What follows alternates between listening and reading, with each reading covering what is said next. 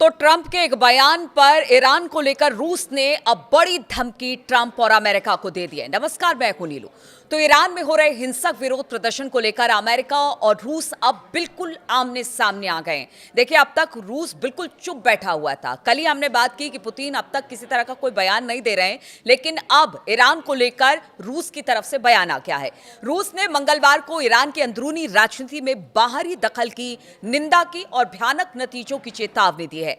इससे पहले अमेरिकी राष्ट्रपति डोनाल्ड ट्रंप ने प्रदर्शनकारियों से विरोध जारी रखने को कहा है। अब देखिए, ट्रंप का जो ये बयान है, ये इस वक्त सोशल मीडिया में छाया हुआ है कि किस तरह से ईरान में जो विरोध प्रदर्शन हो रहा है उसको लेकर ट्रंप हवा देने की कोशिश कर रहे हैं। यानी डोनाल्ड ट्रंप ने प्रदर्शनकारियों से विरोध जारी रखने को कहा है। ये बयान हम आपको बताएंगे, लेकिन उससे पहले आपको रूस का वो बयान बताते हैं जिसमें ट्रंप को चेतावनी दी गई है ईरान को लेकर। अब रूस का आपको बयान बताते हैं कि क्या बयान आया है। तो रॉयटर्स के अनुसार रूसी विदेश मंत्रालय ने बयान में कहा कि जो लोग जून 2025 में ईरान के खिलाफ किए गए हमले को दोहराने के बहाने के तौर पर बाहरी ताकतों से भड़काई गई अशांति का इस्तेमाल करने की योजना बना रहे हैं, उन्हें मिडिल ईस्ट की स्थिति और ग्लोबल इंटरनेशनल सिक्योरिटी के लिए ऐसे कामों के विनाशकारी नतीजों के बारे में पता होना चाहिए। और यह बयान तब आया जब ट्रंप ने ईरानी प्रदर्शनकारियों से संस्थानों पर कब्जा करने को कहा और कहा कि मदद आ रही है। ट्रुथ सोशल पर एक पोस्ट में ट्रंप ने मीगा भी लिखा है और ये जो शब्द है इसका इस्तेमाल भी किया है, जिसका मतलब होता है ईरान को फिर से महान बनाओ, और घोषणा की कि उन्होंने ईरानी अधिकारियों के साथ अपनी सभी मीटिंगों को रद्द कर दिया है। ट्रंप ने क्या कहा उससे पहले आपको बताते हैं। जो रूस का बयान है वो उस 12 दिनों के युद्ध को लेकर है जिसमें कोशिश की गई थी कि ईरान में अमेरिका की तरफ से जो हमला किया गया और इजराइल और अमेरिका ने जो हमला किया उसमें जो नुकसान पहुंचा, उसके बाद ईरान ने भी उसका करारा जवाब दिया, जिसका नुकसान आज भी इजराइल भुगत रहा है। और उसको लेकर वो अभी डर रहा है कि अगर ये युद्ध होता है या ट्रंप किसी तरह का हमला ईरान पर करते हैं तो सबसे पहले अगर जो हमला होगा वो इजराइल पर भी होगा और इजराइल को इसको भुगतना पड़ेगा। अब ट्रंप ने क्या कुछ कहा है, एग्जैक्ट आपको वो बयान बताते हैं। तो ट्रंप ने एक पोस्ट में कहा अपने सोशल मीडिया ट्रुथ पर, ईरानी देशभक्तों विरोध जारी रखो, अपनी संस्थाओं पर कब्जा करो, हत्यारों और दुर्व्यवहार करने वालों के नाम याद रखो, उन्होंने इसकी बड़ी कीमत चुकानी पड़ेगी।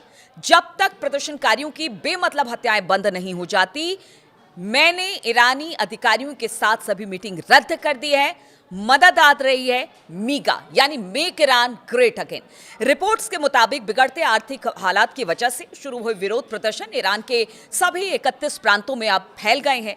रिपोर्ट्स की माने तो लगभग 2000 लोग से ज्यादा अब तक मारे जा चुके हैं, वहीं 10,700 से ज्यादा लोगों को गिरफ्तार किया जा चुका है। ऐसे में ट्रंप बार बार ये धमकी दे रहे हैं और अब तो एक तरह से उकसाने की बात वो करते हुए दिखाई दे रहे हैं अपने पोस्ट में। जिस तरह का बयान उन्होंने दिया है, रूस ने इनको चेता दिया है कि देखिए, अब आप दोबारा अगर हमला करते हैं तो उसके गंभीर परिणाम होंगे।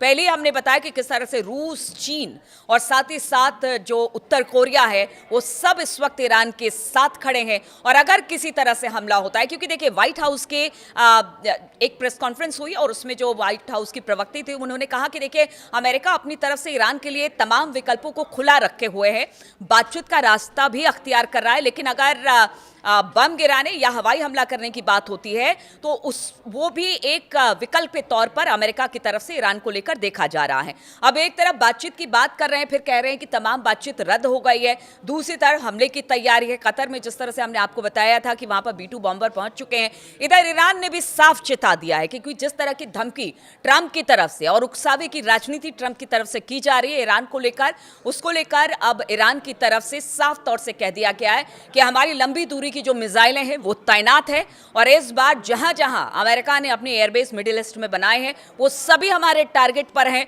तो अमेरिका बिल्कुल ये गलती ना करे कि वो ईरान पर हमला करे और हम उसका जवाब ना दे। तो इसके लिए जवाब देने के लिए ईरान लगातार तैयार है, लेकिन जो बयान ट्रंप की तरफ से उकसावे की राजनीति को लेकर आ रहा है उसकी चर्चा अब हर तरफ हो रही है।